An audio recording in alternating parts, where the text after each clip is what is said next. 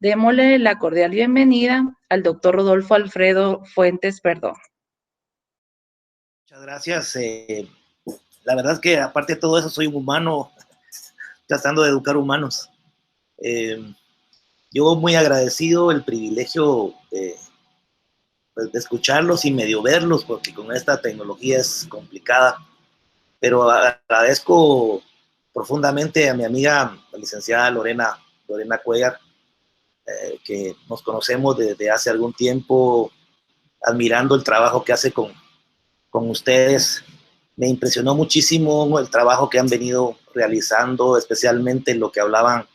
Es bien importante para el cerebro los colores fuertes. Y más me llamó la atención que en un grupo hablaban de que Coca-Cola vende felicidad. Eso es bien interesante.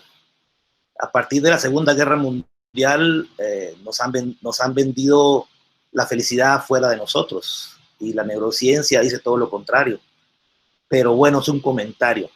Así es que muy agradecido por la oportunidad que me dan de compartir lo que Dios, la vida me ha regalado, las oportunidades de ir entendiendo el tema complicadísimo que es de la educación.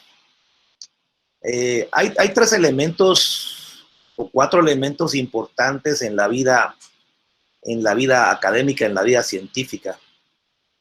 Un gran pensador, amigo mío, decía que la filosofía es como estar en un cuarto oscuro tratando de buscar un gato negro que no sabemos si está o no está en el cuarto. La metafísica, que es otro elemento que participa en nuestra vida profesional, es como estar en ese mismo cuarto oscuro tratando de buscar un gato negro que sabemos que no está. Y la teología, que es algo importantísimo en el enfoque de la espiritualidad, es como estar en ese mismo cuarto oscuro buscando a un gato oscuro, negro, que sabemos que no está, pero en un momento decimos que lo encontramos y lo podemos describir.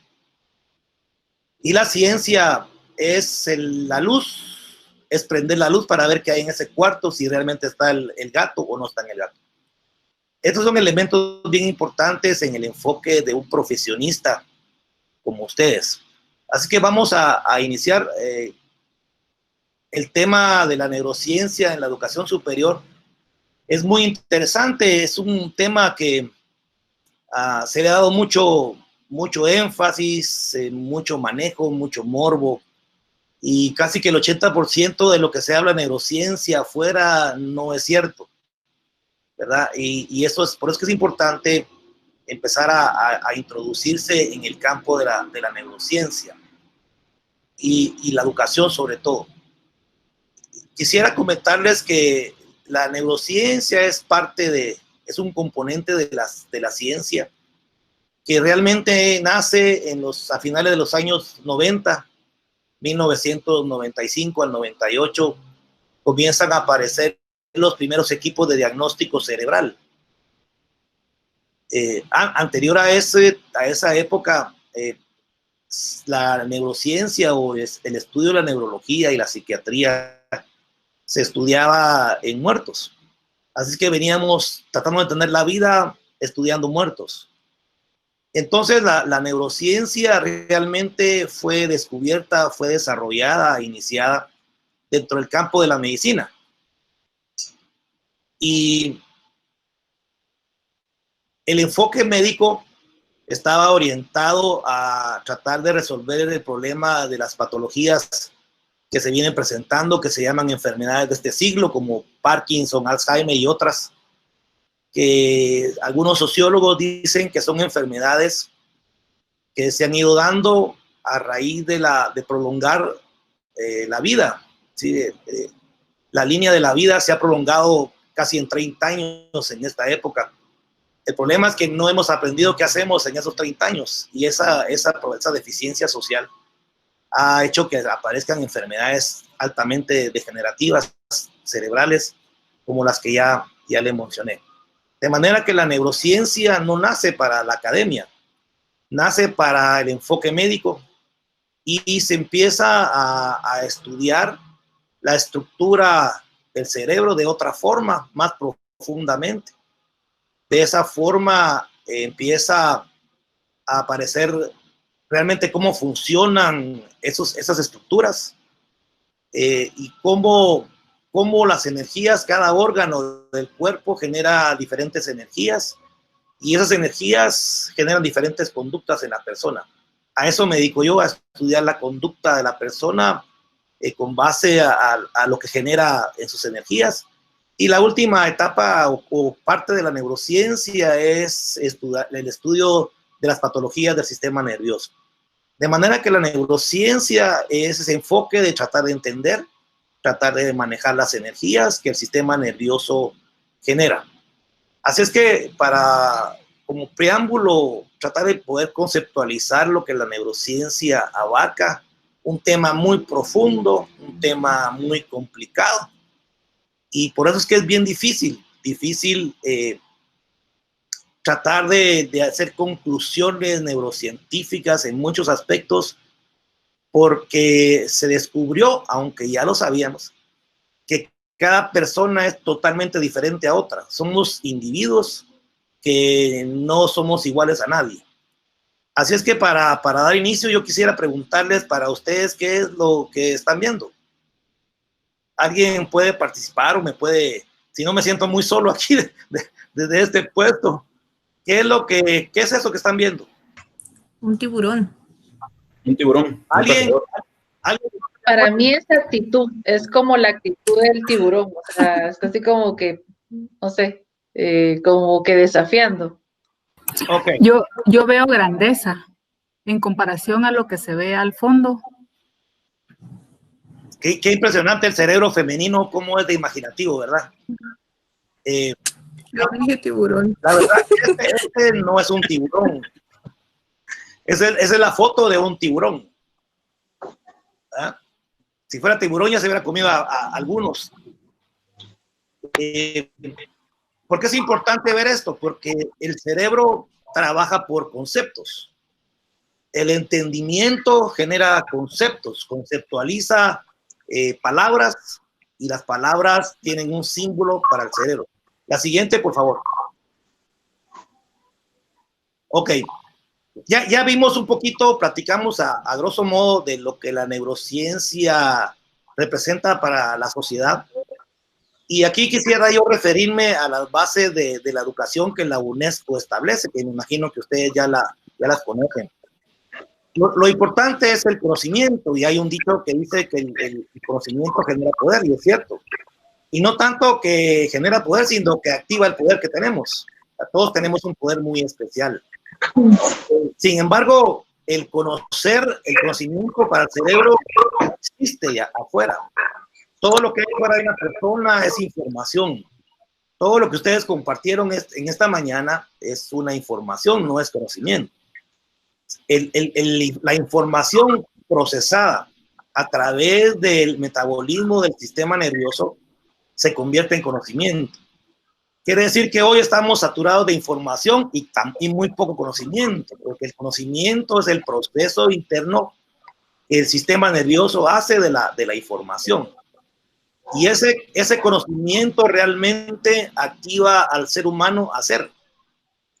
La vida es una vida, o mejor dicho, el enfoque de la vida o el objetivo principal de la vida está en el hacer. Porque el aprendizaje en el humano se basa en el hacer. Hay grandes ideas, grandes pensamientos, grandes proyectos que si no se llevan al hacer, el cuerpo no aprende. No hay aprendizaje sin hacer. Cuando vemos que podemos generar conocimiento, aprendemos a vivir. El problema es que se ha descubierto en neurociencia que el ser humano tiene que aprender a vivir. La pregunta es, ¿dónde aprendemos a vivir? En nuestras familias es bien complicado. Casi que no aprendemos a vivir en las familias, ¿ya? En el colegio, en la escuela, en la universidad es donde menos se aprende a vivir. Y por eso es que estamos viendo una crisis en todo sentido, económica, educativa, social, política, etcétera, etcétera, porque no hemos entendido que no hemos aprendido a vivir, ¿verdad? Y cuando generamos conocimiento Cuando hacemos a base del conocimiento, aprendemos a vivir, entonces expresamos quiénes somos, el ser humano. Así es que esa debería ser la base educativa. No solo ir a una universidad y sacar un título. Yo siempre he dicho que la universidad educa cada vez menos, pero da grados académicos. Y ahora el desarrollo social enseña que la educación debe ser de humano a humano, no de maestro a alumno. Y por esa razón es que pensamos, algunos neurocientíficos, que la sociedad nos estamos deshumanizando. Siguiente, por favor. Entonces, la pregunta es, ¿qué será el concepto de educar? ¿Alguien me podría compartir su concepto de educar? Me gustaría escucharlo. ¿Qué es educar? Para mí sería, para mí educar es una formación íntegra del individuo, ¿verdad? Porque regularmente podríamos encajarlo solamente al aspecto académico, pero considero que la educación abarca todos los aspectos de la vida de una persona. Por eso le llamaría una formación íntegra. Ok, te agradezco. ¿Alguien más que pueda opinar? Para mí, educar es transformar el pensamiento, porque la educación transforma actitudes, transforma la forma de ver la vida y cambia a las personas. Sí, fíjense que hay ciertos trabajos de investigación y ciertas discusiones entre los expertos. Realmente tenemos años de venir educando y la gente no ha logrado cambiar. Quiere decir que nuestra educación poco ha representado en la sociedad humana.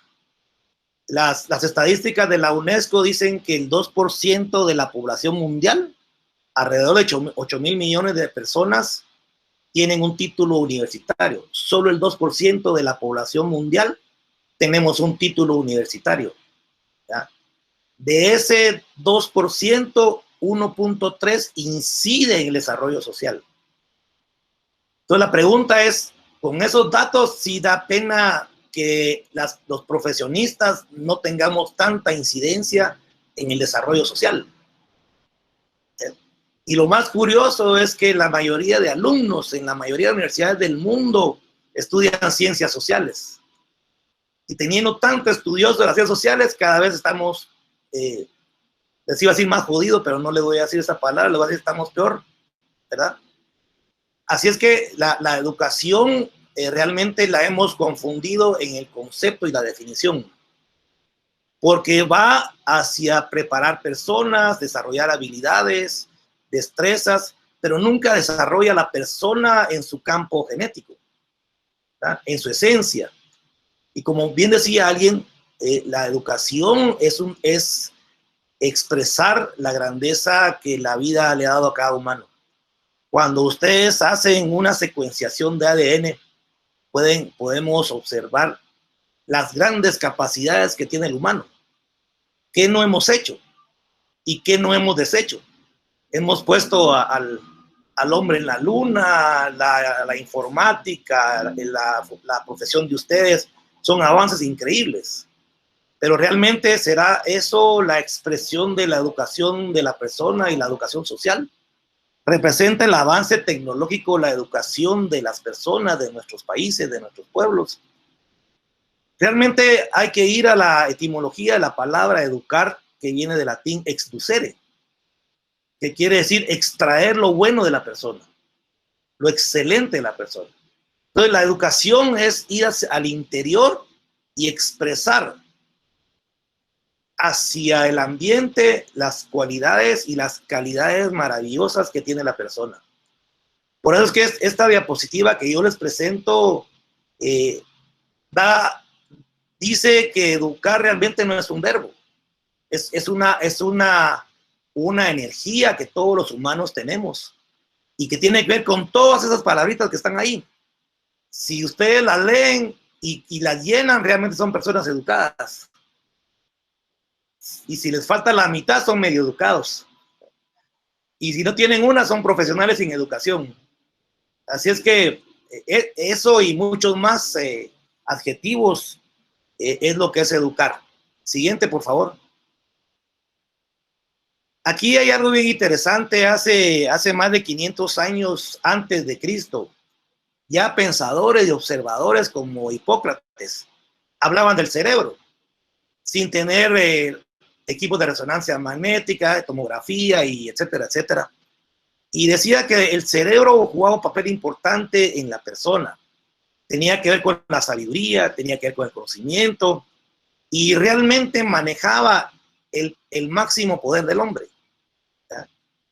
Y es interesante ver que estas personas, sin tanta academia, sin tanto estudio, tenían un sentido de la verdad de lo que hablaban. Hoy la neurociencia le da la razón a Hipócrates. ¿Ya?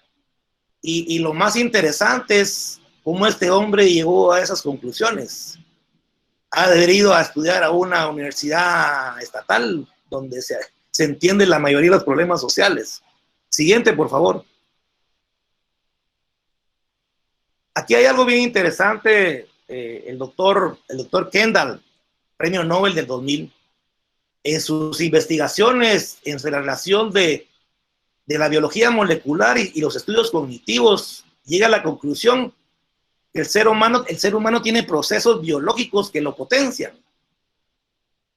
Realmente no es la educación la que potencia al ser humano, son sus procesos biológicos que se pueden canalizar a través de una educación.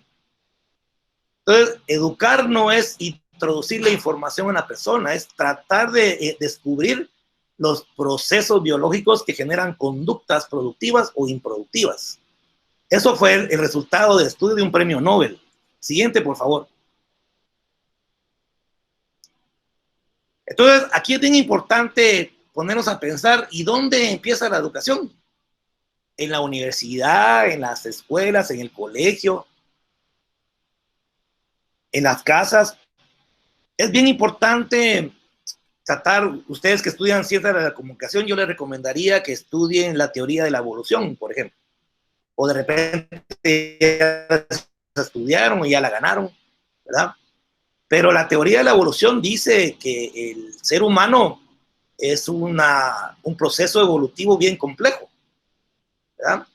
Y ese proceso ha formado un cerebro y una mente, un cuerpo, que realmente son los órganos básicos que manejan la energía de la persona. Que hoy hablamos de que la energía básica de la persona son las emociones. Pero hoy los avances de neurociencia hemos descubierto que el 99% de lo que hemos aprendido de las emociones no es cierto, ¿verdad? Porque si yo le preguntara a ustedes, alguien me puede decir que me explique su tristeza, ¿cómo me la explicaría? La explicaríamos en base a lo que nos hace sentir y a lo que nos hace, en cómo nos afecta en el interior. Ok, si yo te pregunto, para ti, ¿qué es estar triste? Para mí estar triste es no querer ver a los demás, es aislarme, llorar. Ok, muy bien. Tienes una tristeza bien compleja, pero... Yo creo que también sería en comparación a lo que nos representan otras emociones, porque también de alguna manera nosotros tenemos, ¿quién nos ha dicho que es tristeza, verdad? Socialmente realmente hay emociones que las vamos aprendiendo desde el seno de nuestros hogares, luego se validan en sociedad. Y tiene que haber un comparativo también, me parece, de lo que es tristeza con lo que se siente cuando se vive la alegría o la desesperación, la angustia. Ok, muchas gracias por su participación.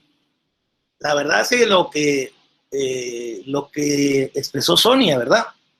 Es muy difícil explicar una emoción. Y hemos venido aprendiendo la emoción por fotos.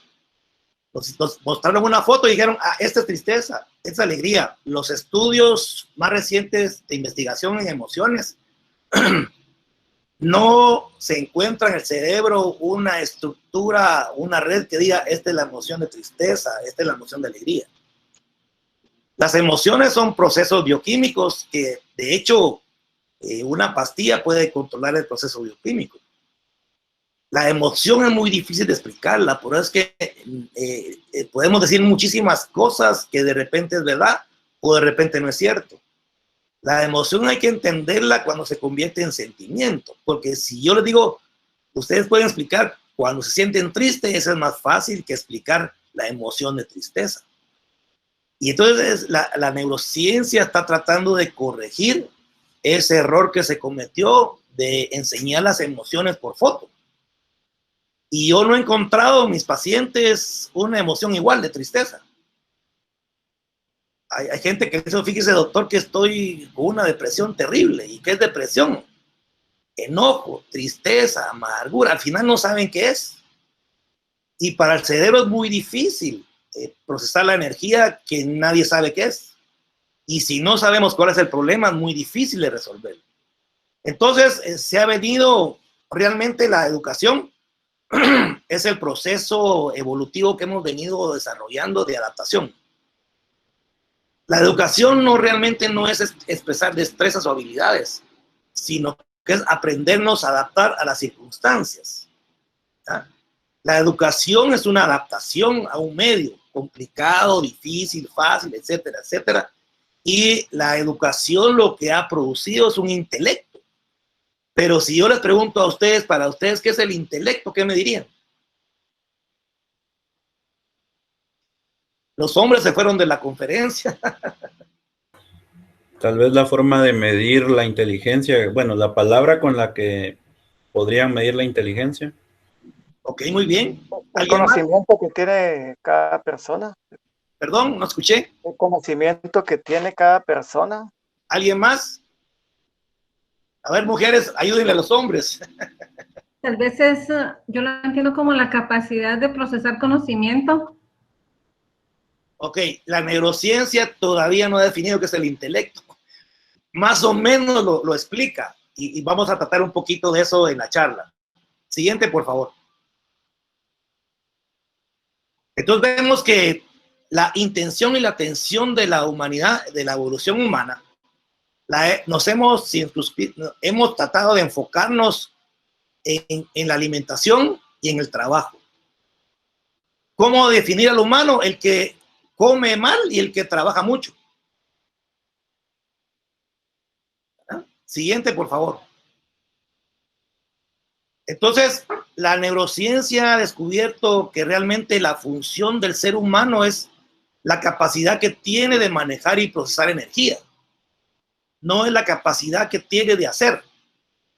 Por supuesto que está implícito, inmerso el hacer, pero donde tenemos que empezar todos a entender qué es la educación, es la capacidad que tengo yo de manejar y procesar mi energía para materializarse.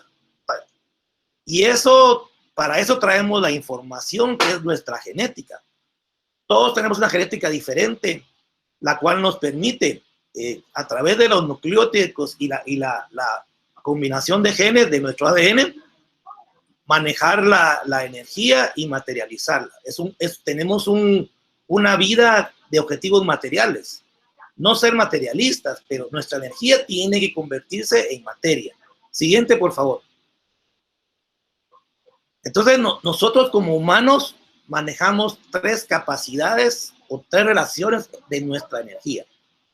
Primero tenemos una energía que tiene que ver con el ambiente, con lo que la Tierra es la primera diapositiva que vemos a la izquierda. La Tierra genera una energía específica que la tenemos que procesar, que es un campo electromagnético. Luego todos tenemos un campo de energía propia, que se le llama halo o burbuja energética, que es realmente la energía en que nosotros procesamos, la materializamos, o es la frecuencia de energía en que vibramos. Cuando estamos negativos, ese campo se vuelve negativo. Cuando estamos positivos, se vuelve positivo. Y yo no sé si les ha pasado a ustedes, pero hay personas que nos caen muy bien y sin haberlos conocido, porque nuestro campo de energía es compatible o semejante al de la otra persona. Pero también está lo opuesto. Hay personas que ni las conocemos y nos caen muy mal, ¿verdad? Y de repente ellas como personas son buenas, pero a nosotros nos caen mal. Esa es la relación de los campos de energía, y en comunicación eso es importantísimo. Porque un campo de energía positivo con un campo de energía negativo hay muy poca comunicación. Tenemos que encontrar, la física habla de que la energía positiva con una energía positiva crea un campo, digamos, de construcción positiva, de interacción. Y lo contrario es un campo de intervención energética. Y la diapositiva que ven a la derecha es una foto de un campo de fotones. Los fotones son los que le dan la estructura básica al átomo, que se vuelve partícula o se vuelve onda. Siguiente, por favor. Aquí vamos a hablar rápidamente. Yo no sé cuánto tiempo, hasta qué hora tengo. A las 3 de la tarde me había dicho Lorena. No sé si hasta qué horas tenemos, mi querida Lorena. Tenemos hasta las 11:30. Ah, ok, ok. Todavía tenemos tiempo. Ok, muchas gracias, muchas gracias. Para que ustedes vean, el intelecto es cuando es la interacción de las ideas, la sabiduría y el entendimiento. Eso es lo que la neurociencia ha descubierto. Todos tenemos ideas maravillosas como las que ustedes plasmaron en sus guías. ¿Verdad? Los felicito. Ideas muy, muy buenas. ¿Verdad? Pero yo les pregunto, ¿de dónde vienen las ideas? De una orientación previa, no fueron auténticas nuestras, vienen de otras ideas. ¿Será que para mí, ¿será que otras vendrían ideas? Mire, para mí vendrían de lo que usted puso en el número 1, de la percepción a través de los sentidos, y usted hablaba de que al final la imagen es un concepto, y pues que todos los conceptos, finalmente, colores, sonidos, el olfato, todas son percepciones de los sentidos, ¿verdad? A ver, Glenda, si yo te preguntaría, dime un deseo de vida. Salud.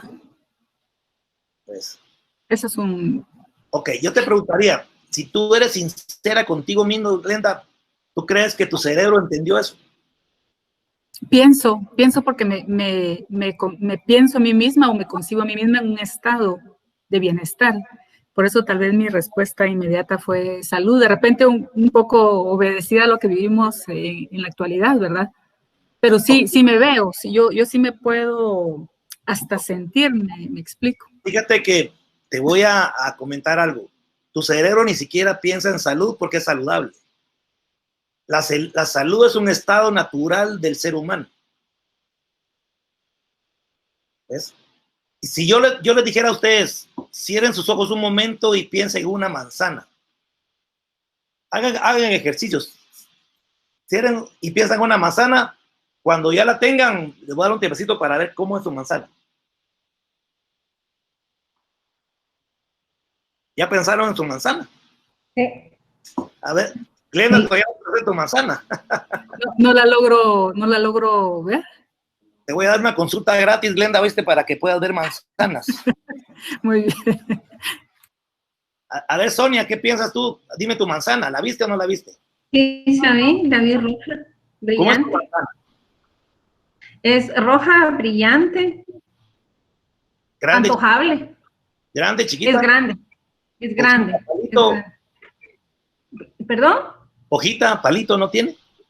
No. Okay. Todos los que están escuchando, me están viendo, pensar en una manzana diferente. Ninguno pensó en la palabra manzana, ¿o sí?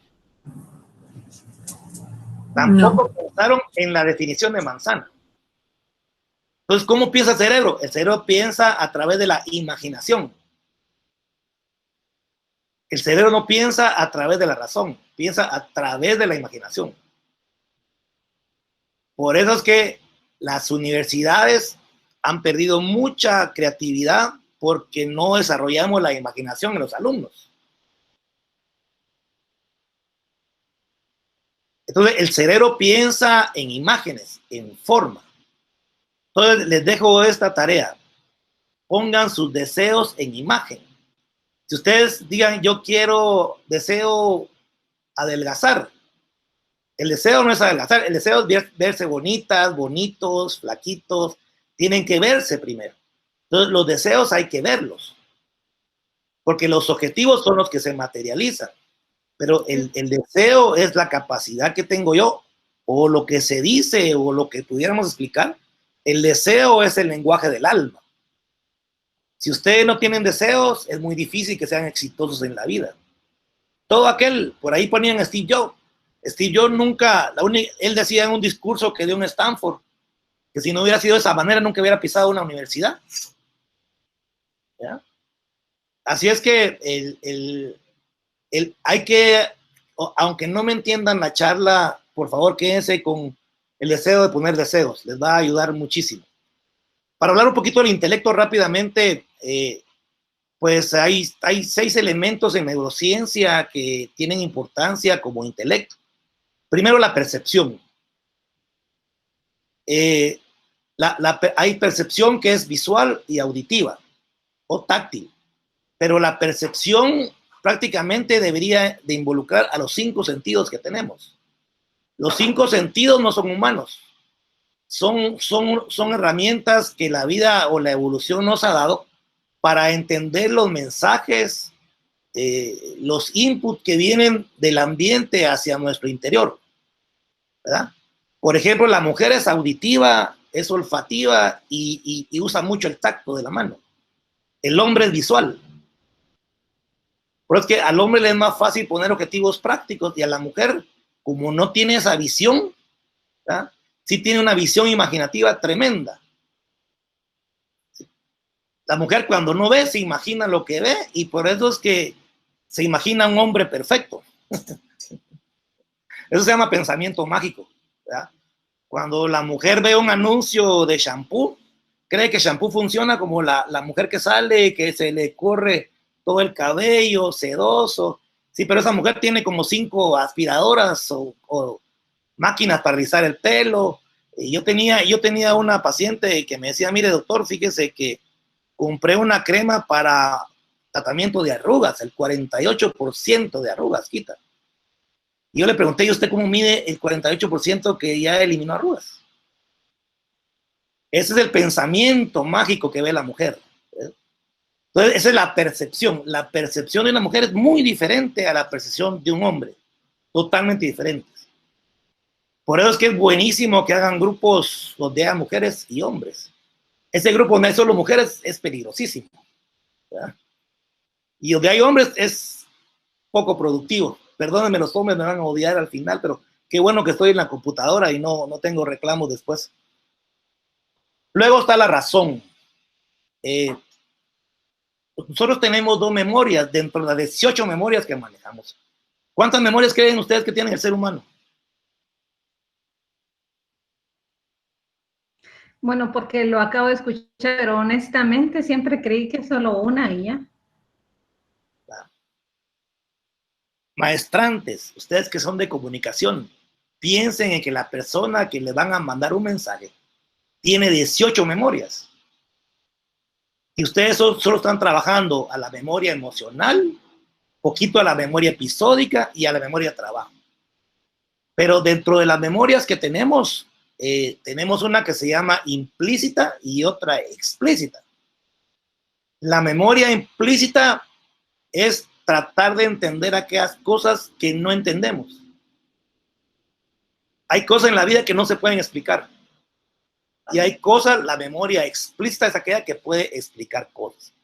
Y entonces a veces sufrimos porque queremos entender o explicar cosas que son inexplicables. Esa hay otra forma de explicar. Entonces la razón es la capacidad que tenemos en el intelecto para manejar nuestras emociones y la imaginación. Y la voluntad y la actitud es bien importante. De hecho, las evaluaciones que existen hoy en las grandes empresas, el 80% es la actitud, un 10% es la capacidad y otro 10% es el conocimiento. Siguiente, por favor. Aquí les hablaba un poquito de la memoria. Realmente la memoria es una herramienta. Todavía en el cerebro no hemos encontrado dónde está la memoria, pero creemos que hay memoria. Es muy difícil explicar en neurociencia las memorias, ¿verdad? Pero dependemos de la memoria. Nuestra vida es lo que recordamos. ¿verdad? La profesión es lo que recordamos. Luego está la imaginación, que es algo que ya les platiqué, y luego está la inteligencia. Por ahí habrán escuchado ustedes las inteligencias múltiples de Goleman, ¿verdad? Ya la neurociencia ha desechado eso, es decir, el cerebro no es que tenga inteligencia para comer, inteligencia para hablar, el cerebro es una inteligencia capaz de enfrentarse a cualquier adversidad. Porque en el campo de la inteligencia, eso fue en el 95, en el 98, se les olvidó la inteligencia digestiva, se les olvidó varias inteligencias que se olvidaron. Siguiente, por favor. Entonces, aquí venimos realmente cómo la neurociencia y la educación tiene que ver con el ser humano. Pero la pregunta es, si yo les pregunto a ustedes, ¿cuántos de ustedes son seres humanos? Todos levantarían la mano. Pero si yo les pregunto, ¿qué es ser un ser humano? ¿Qué me dirían ustedes?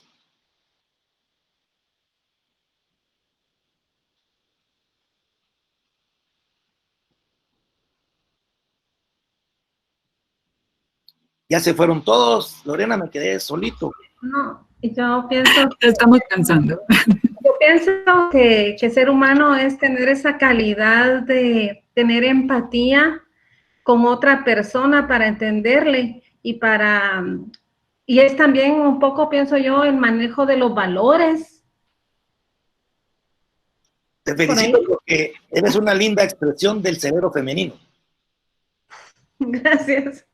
Pero creo que soy equivocada, entonces. No. Nadie está equivocado, ¿no? Mi abuelita decía que todos tienen una razón. Todos tienen la razón. La razón hay que orientarla hacia un objetivo. El ser humano, la palabra humano viene de humus, debilidad. El ser humano es el que aprende a manejar su debilidad con sus fortalezas. Entonces, tenemos dos energías. Tenemos una energía que nos hace fuertes. El ser humano internamente es positivo. No hay ninguna célula que trabaje en negativo. Pero todo lo que está alrededor de nosotros es adverso, es negativo. La adversidad viene a nosotros para que activemos nuestra fortaleza. Esa es la vida. El humano es el que maneja la dualidad, el que aprende a manejar la fortaleza, la habilidad, lo positivo y lo negativo. Nadie puede ir solo negativo, ni nadie puede ir solo positivo. Siguiente. Ok. Aquí solo voy a explicar. Nosotros queremos entender la vida, pero la vida no se puede entender. Solo para que ustedes vean, una célula realiza 100,000 reacciones bioquímicas. Una célula. Y el ser humano tiene alrededor de 200 billones de células. Eso es en un segundo. Ahora, si ustedes agarran su celular y multiplican 100,000 reacciones por segundo por 200 billones, el celular no funciona. Es para lo único que el celular no funciona, para calcular la vida. Y ponemos nuestra vida en el pinche celular. Entonces, la vida es muy compleja, no la podemos entender, sino que nos toca entender nuestra vida. Cuando tú entiendas tu vida, entonces vas a entender lo que es la vida. Y nosotros queremos entender la vida fuera de nosotros, como la felicidad. ¿Sí? ¿Qué es la felicidad? Es la expresión de lo positivo que somos. ¿Qué es el éxito? Entender ese proceso para ser felices. Esas son las definiciones de felicidad y éxito que la neurociencia ha dado. Siguiente, por favor. Entonces, como estamos hablando del cerebro, hoy cerebro no solo es lo que tenemos en la cabeza, también es el corazón, hay inteligencia cardíaca y también es nuestro sistema gastroentérico. Por eso, chicas y chicos, dirían en el colegio, hay que enamorarnos comiendo. ¿Ya? Ahí está el 95% de serotonina, que es la locura de que nos enamoramos, los procesos bioquímicos. Siguiente. Este es un enunciado de la física cuántica de Max Planck, premio Nobel también de física. Fue los primeros en 1918 que empezó a hablar de la energía. Un científico muy prominente, muy inteligente, muy sabio. Y él concluyó concluyó que la energía, el campo energético, es pensante, inteligente y creativa. La energía es inteligencia, es pensar y es creatividad. Las ideas vienen de nuestros deseos. Y esos deseos tengo que pensar, percibirlos y crear con ellos. Siguiente, por favor. Entonces, el intelecto, esos 6 elementos que yo les comentaba, genera lo que se llama sabiduría. Todos de ustedes tienen una sabiduría. ¿Y qué la sabiduría? Es evitar hacernos daño. Sin embargo, nosotros nos esclavizamos cuando nos casamos, tenemos hijos, una profesión, trabajo. Eso no es malo, pero lo esclaviza a uno. Entonces yo tengo que aprender a activar mi sabiduría para no hacerme daño yo. El único que se hace daño somos nosotros. Los únicos que se esclavizan somos nosotros. Siguiente. Y aquí,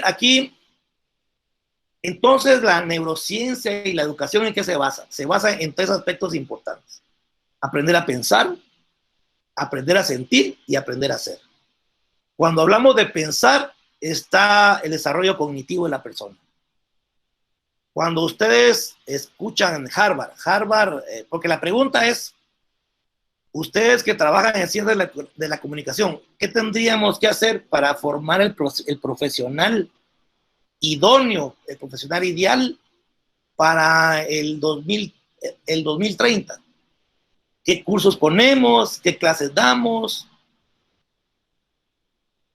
Eso es bien complicado. Yo estuve un tiempo de asesor del rector de la San Carlos y todavía creo que están discutiendo la política para crear pensum. ¿Qué cursos vamos a poner? La San Carlos tiene 7 cursos de filosofía, ¿por qué no ponemos uno? ¿Y cómo hacemos para evaluar una universidad? ¿Alguien me podría decir cómo evaluamos una universidad?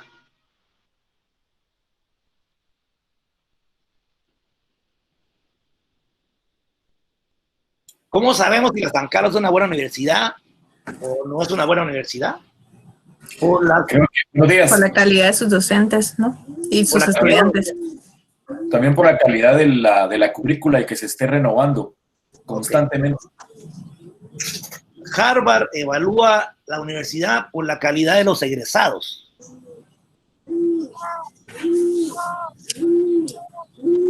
Cada 4 meses la universidad manda un formulario y pregunta si lo que usted aprendió le sirve o no le sirve. ¿Cuánto de lo que aprendió utiliza? Y si hay cosas que usted necesita y no aprendió. ¿Y qué aprendió que no utiliza? Y cada 2 años se modifica el pensum en la Universidad de Harvard. ¿Cuándo hacemos orden en la San Carlos? Nunca. Entonces, ¿cómo hacemos para modificar un pensum si no sabemos la demanda del profesional? Ok, siguiente, por favor. Yo les quisiera preguntar, hipotéticamente, si este busito estuviera moviéndose, ¿para dónde va? ¿Para la izquierda o para la derecha? Depende. Para la izquierda, digo yo. Para la izquierda, muy bien. ¿Alguien más dice para la derecha? Para la derecha. Para la derecha. Depende, ¿no? Ese depende es energía femenina. Va para donde nosotros queramos. Ese es un hombre doctor, ¿por qué sería energía femenina? ¿Por qué se encuadra en ese concepto una respuesta? Ok. Primero porque el hombre es visual y su visión se enfoca en la materia. La mujer, como es auditiva, no es visual, pero tiene una visión imaginativa. No es lo mismo observar que ver. Pues fíjense, pues. A ver, Sonia, tú me dijiste para la izquierda. ¿Por qué crees que va para la izquierda? Por la puerta. Exactamente. Porque la puerta está del otro lado derecho. Eso se llama observar. Los demás me hablaron de ver. Solo analiza lo que ven. Sonia, la mujer, se imaginó movimiento, puerta, dirección. Y ustedes no tienen idea de todo lo que me han dicho cuando pongo esta diapositiva. Hasta me dijeron que se va a estrellar porque es de Guatemala y va sobrecargado. ¿Y cuál es el fundamento de la ciencia, de la vida? La observación. Y ahora la neurociencia habla de la observación personal. Por eso es que la meditación, el mindfulness y todo eso ha tomado importancia y ha sido una herramienta exitosa para la vida de las personas. Siguiente, por favor. Yo les voy a dar 30 segundos para que me lean esto. Empezando ya.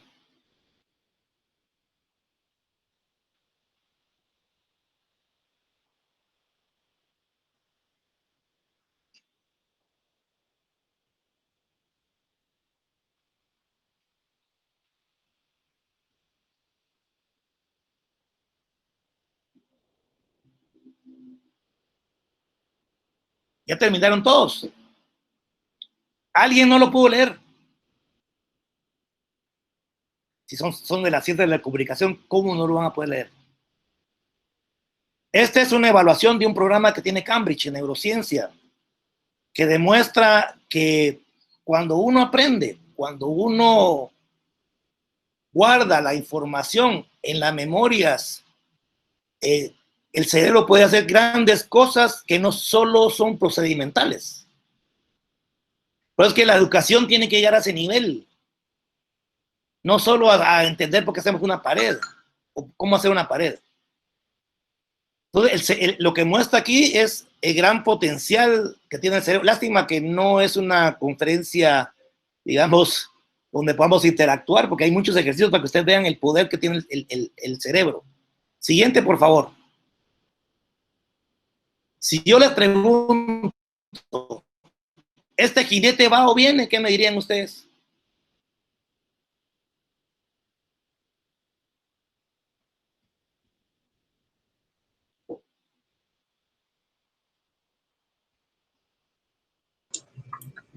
A mi criterio viene. Bien, Va. muy bien. Para mí que va. Va, Depende. va. Hubiera sido interesante ver cuántos dicen va y cuántos dicen viene. Viene hacia mí. Viene. Va. Este no va ni viene. Es un ejercicio mental del estado emocional de la persona. Los que dijeron va están saliendo de crisis o tienen crisis. Y los que dicen viene tienen una esperanza, están buscando proyectos, otras cosas. ¿Sí o no? Sí, graduarnos. Eso estamos esperando. Ganar las clases. Vemos en el estado emocional que estamos.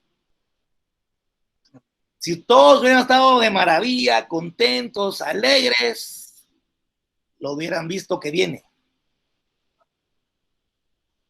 Siguiente, por favor. El perro igual. No les voy a preguntar por el perro. Aquí hay algo bien importante que yo les decía. El concepto de educar viene de educere y tiene que ver con el intelecto, con las emociones y el campo social. A mí me preocupa mucho que nosotros estemos copiando muchas cosas del extranjero y no podamos generar cosas para nuestra sociedad. Es importante que empecemos a observar nuestra sociedad y empecemos a generar conceptos propios. Yo tengo estudiantes que los pongo a leer y me dicen lo que el escritor dice. Y esa tendencia tenemos de a copiar. No es malo copiar, pero tenemos que generar la identidad de lo que somos, ¿verdad? Y aquí yo les haría una pregunta que de repente no me la contestan, pero ¿qué identidad genera la San Carlos en los profesionales? Yo la universidad que al hacer evaluaciones de identidad sí realmente marca a sus profesionales es la Marroquín, y ahí las demás es bien difícil. Antes, cuando yo estuviera en San Carlos, éramos comunistas, socialistas, por lo menos teníamos una identidad. Pero ahora es bien difícil. Por eso es que si usted no sabe la identidad de la persona, ¿cómo se va a comunicar con él? Siguiente, por favor. Realmente, ¿qué es educar? Educar es que usted desarrolle su valor. Tenemos que crear valor. La universidad no crea valores. Los valores empiezan con el aprendizaje de la familia. ¿Qué significa aprender? Aprender viene del verbo prenderse, sujetarse. Cuando yo me siento seguro, a todo lo que yo me siento seguro, yo le voy a dar un valor. Y ese valor va a tener número 1, número 2, y sobre esos valores está el aprendizaje. Y esos valores son mis verdades. Todos ustedes tienen que crear sus verdades, no las verdades. El cerebro no maneja la ética y la moral. Tiene otra moralidad y otra ética. Entonces, tenemos que revisar valores y creencias, cómo pensamos, sentimientos, expectativas y actitudes. Hace algunos años, el doctor Howard Gardner dio la plática de bienvenida, la lección inaugural de Harvard. Y él decía, a lo que yo les comentaba anteriormente, Harvard no forma profesionales para el futuro, forma pensadores para el presente. Y yo quisiera que ustedes no fueran profesionistas del futuro, sino que sean profesionistas pensadores del presente. Ahora, no vamos a entrar en el tema de pensar, porque la San Carlos no enseña a pensar. Se los digo como catedrático de la San Carlos. Siguiente, por favor. Ya estoy terminando, no. Aquí es una comparación que hemos hecho algunos investigadores. ¿Cuál es la formación actual de la San Carlos? Es lógica, analítica, de comprensión textual, individualista, reaccionaria, usa el hemisferio izquierdo y es un rol muy pasivo. ¿Cuál debería ser una formación deseada con neurociencia? Creativa, imaginativa, manejo del hemisferio derecho, ¿verdad? Enfocada al desarrollo humano, a usar el neurocórtex, ser un pensador positivo, productivo, el hemisferio derecho y un rol activo. Es muy difícil implementar programas de neurociencia en la universidad actual. Su estructura no lo permite. Tendríamos que presentar esa formación deseada para hablar de procesos neuroeducativos. Siguiente, por favor. Aquí les hablé un poquito de las memorias. Algunas memorias que son importantes están en rojo y la inteligencia. Pero ¿qué es inteligencia? Es la capacidad que tienen ustedes de poner objetivos y lograrlos. Ese es el nuevo concepto de inteligencia en el marco de la neurociencia. Quiere decir que todos somos inteligentes y podemos poner objetivos. Y más inteligentes si lo logramos.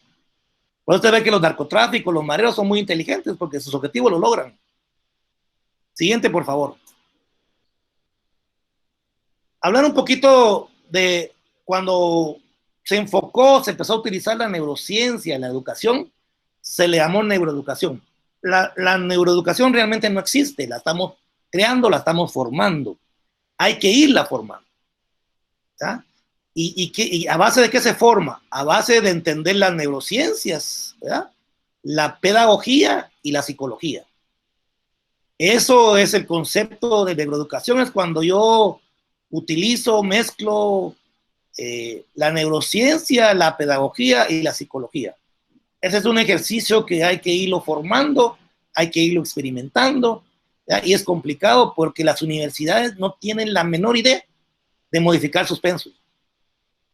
Si se cree que el concepto de educación es irle agregando al estudiante, agregándole, y la educación ahora hay que quitarle, y la gente no quiere quitarle a la educación. Siguiente, por favor. Aquí hay una diapositiva de lo que la neuroeducación abarca. Abarca el estudio de las memorias, del aprendizaje, la cooperación, la creatividad, ahí no leo, el ejercicio, el cerebro. Todos estos componentes hay que fusionarlos para platicar de la neuroeducación. Siguiente, por favor. Y como ustedes también pusieron frases en sus trabajos, pues también yo agrego la mía. Para que surja lo posible es preciso intentar una y otra vez lo imposible. Lo único imposible es aquello que no intentamos.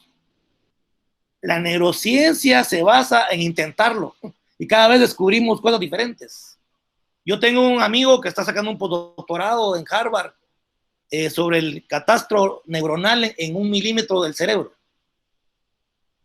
Y dice que lo único que ha aprendido es que cada 7 días el cerebro cambia. Cada 7 días todas las células cambiaron. ¿Cómo entendernos si cada vez cambiamos? Cada segundo cambiaron. Los que estamos ahorita ya no somos los mismos que iniciamos. Siguiente, por favor. Esta es una frase que yo siempre digo. La energía es capaz de ablandar una papa y endurecer un huevo. Depende de cómo lo usemos. Siguiente, por favor. Entonces, la neurociencia en la educación superior tiene que basarse en entender el sentir pensando y el pensar sintiendo. Quiere decir que la educación debe ser base lo que yo siento y lo que yo pienso. Sobre eso debe fundamentarse una educación superior. Es interesante que nos basemos en frases de otras personas, pero hay que ir creando sus propias frases de lo que ustedes sienten de lo que están aprendiendo y de lo que ustedes piensan de lo que están aprendiendo. Entonces, Aristóteles dijo, educar la mente sin educar el corazón no es educar. Siguiente. Bueno, aquí concluyo. Espero que no los haya aburrido, espero que me hayan entendido. Y la única conclusión que yo dejaría es que la neurociencia y la educación nos debe activar a salirnos del montón, irnos a otro campo de creatividad y de resultados diferentes. Siguiente, por favor. Bueno, los dejo con esto. Muchas gracias. Si hay preguntas, si hay comentarios, hay insultos, todos bienvenidos. Así que no se preocupen. Gracias, Lorena, por la invitación y el espacio.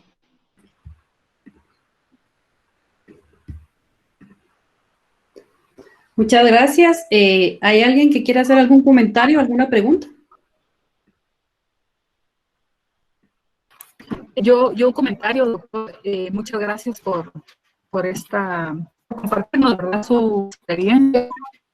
Y desde su punto de vista como científico, porque usted, me imagino, pues esa es la línea en la que se ha consolidado.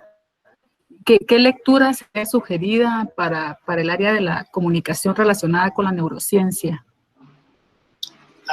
Perdona, si me la puede repetir, que algo pasó que no capté la...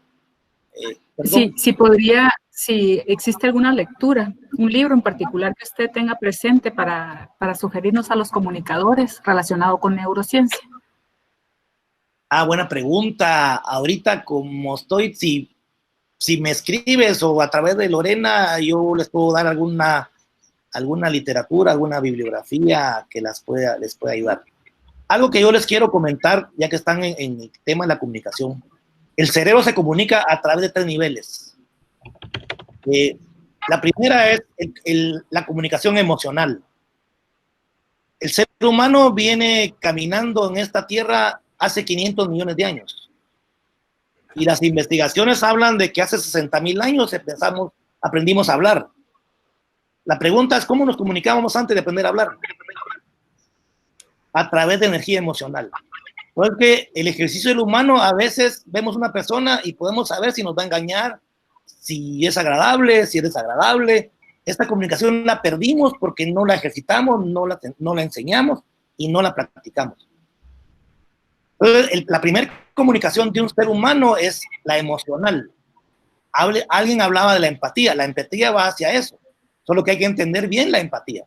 La empatía no es ponerse en los zapatos de otro, porque si tiene piedra en el zapato, nos va a lastimar, o si el zapato es más pequeño, no vamos a poder, o sea, más grande. La segunda comunicación es la verbal. Es transmitir conceptos, símbolos a través de palabras. ¿Ya? Y había que entender cómo empezó la comunicación verbal, a través de símbolos, y a los símbolos le pusimos palabras. Y la última es la comunicación escrita. La comunicación escrita es la menos expresiva, la que menos nos entendemos, porque el humano es tan profundo en su energía que no hay palabras. Por ejemplo, ¿cómo explicamos la memoria implícita? No hay palabras no hay un ordenamiento lógico de escritura que pueda permitir eso. Entonces, esos 3 tipos, ustedes pueden ir, no se ha escrito mucho, porque el problema es que el neurocientífico no escribe mucho porque no son verdades las que vamos descubriendo, ¿verdad? Es, por ejemplo, si yo les explico, les pido, explíquenme el miedo, va a ser muy difícil que me lo expliquen. Y si yo me pongo a escribir del miedo, a los 6 meses ya mi libro ya no tiene, aparte que no lo compran porque no somos un país lector, se desactualiza. Así es que ahí te quedo pendiente en eso. No, ahorita no se me ocurre algún libro sobre eso, pero... ¿Alguien más? Yo, doctor, he estado escuchando recientemente, no conozco a profundidad el tema, pero dentro de las investigaciones que he estado hojeando, he escuchado sobre el neuromarketing. Es, en breves palabras, el monitoreo de la conducta de las personas y el uso de las emociones para lograr vender un producto. Yo pienso que conforme las ciencias van avanzando, como decía mi abuelita, cuando hay uno que madruga y otro que no duerme, ¿verdad?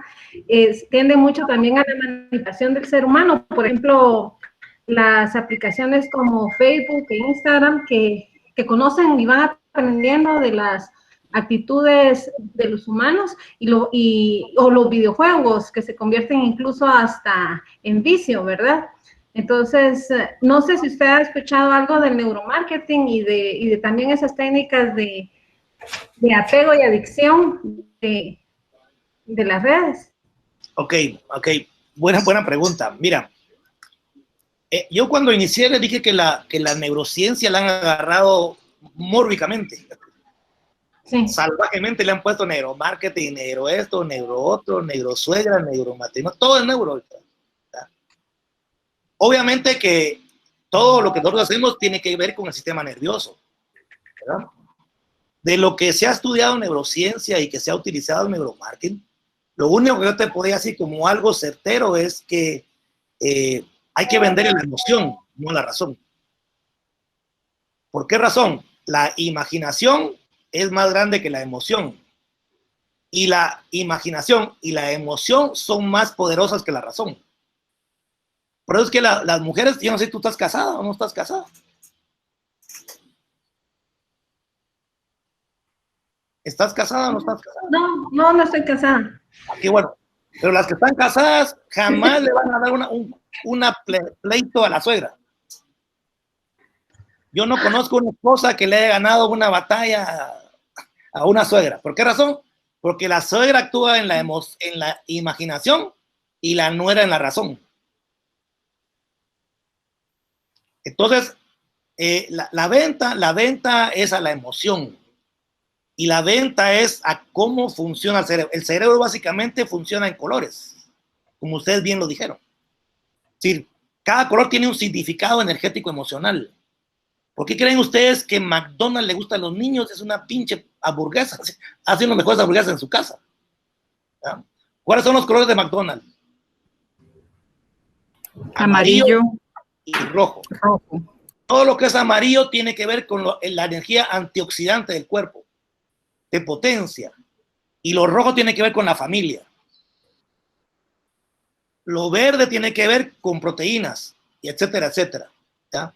Lo blanco, todos los alimentos blancos tienen que ver con el sistema inmunológico. Y así cada color. Entonces, realmente, si ustedes van a utilizar neuromarketing, tiene que ir basado a la emoción, porque la mujer cuando se emociona, la tarjeta no le alcanza. Porque la emoción es más poderosa que la razón. Entonces no hay que venderle la razón, hay que venderle la emoción. Porque uno compra por emocionarse, no por necesidad. Es una maravilla gastarse el dinero más si es de otro. Entonces, eso es así como neurocientífico. Véndele la emoción, véndele al color, ¿verdad? Ve al interior de la persona.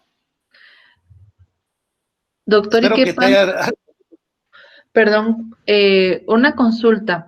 Yo he escuchado mucho el tema de las personalidades que lo caracterizan de diferentes colores, lo que usted habla, pero esto ya no sería de marca, sino que de las personalidades, que el rojo, que el amarillo, que el verde, que el azul, hablando de emociones como lo que usted habla, ¿verdad? Y acá, ¿cómo lo puede usted aplicar? Ok, mira. Estas son verdades a media o mentiras a media. Para poder analizar a una persona hay casi que 22 áreas cerebrales para entender a una persona. Sí tiene que ver el color, pero hay que darle un contexto. Yo le voy a decir, usted tiene que aprender a pensar en 5 áreas para poderse entender. Primero voy yo. No va mi hijo, mi esposo, no. Primero yo. Y ese yo se fundamenta en la salud. Segundo es mi familia. Familia, la palabra familia viene del latín familus, es aportar mi energía para hacerme poderoso. Es decir, yo soy más fuerte cuando comparto. El tercero es mi trabajo. Pero el trabajo no va enfocado a hacer pisto, a hacer dinero. Mi trabajo es aquello que me es difícil hacerlo, pero de repente me deleita hacerlo. Luego está las relaciones sociales, porque el cerebro es social. Tengo que aprender, y eso es lo que la educación ha individualizado al profesional, no lo ha integrado. Qué bueno que ustedes trabajan en conjunto. Yo he dado alrededor de unas 100 charlas sobre trabajo en equipo y no he encontrado un equipo de trabajo en Guatemala. Y por último, está el deleite. El cerebro se desarrolla cuando hacemos aquello que nos deleita. Pongan a hacer a una persona algo que les deleita, se vuelve altamente creativo, altamente eficiente. Entonces, la neurociencia ha metido ese mito que el rojo es no sé qué, que los temperamentos, eso no tiene nada que ver. El cerebro funciona diferente a eso. No sé si respondí la pregunta. Sí, gracias. Bueno, si no hay otro comentario, alguna otra pregunta, pues queremos agradecer al doctor Rodolfo Fuentes su participación y el aporte que nos ha dado el día de hoy con la plática. En nombre del Departamento de Estudios de Posgrado de la Escuela de Ciencias de la Comunicación, te quiero agradecer, Rodolfo, que nos hayas compartido tus conocimientos el día de hoy. Un abrazo. Por ahí te voy a hacer llegar tu diploma. Muchas gracias, muy agradecida. Un abrazo virtual. Muchas gracias, igualmente. Espero que haya algo. Muchas gracias. Bueno, pues vamos por terminar la actividad. Gracias por acompañarnos, a los invitados especiales, a los maestrantes. Espero verlos pronto en el ámbito profesional. Que estén bien, que Dios los bendiga, muchos éxitos y terminamos la actividad. Muchas gracias.